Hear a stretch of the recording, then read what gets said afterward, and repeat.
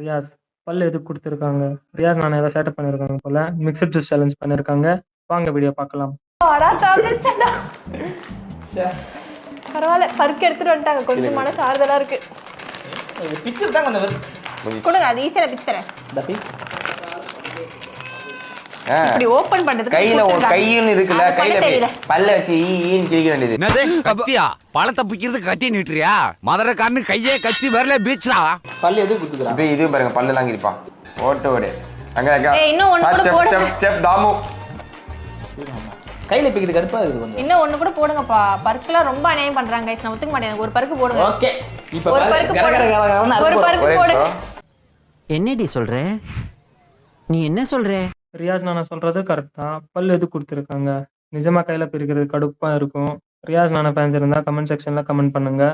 இந்த வீடியோ பிடிச்சிருந்தா லைக் பண்ணுங்க, ஷேர் பண்ணுங்க, கமெண்ட் பண்ணுங்க. மறக்காம சேனலை சப்ஸ்கிரைப் பண்ணிக்கோங்க.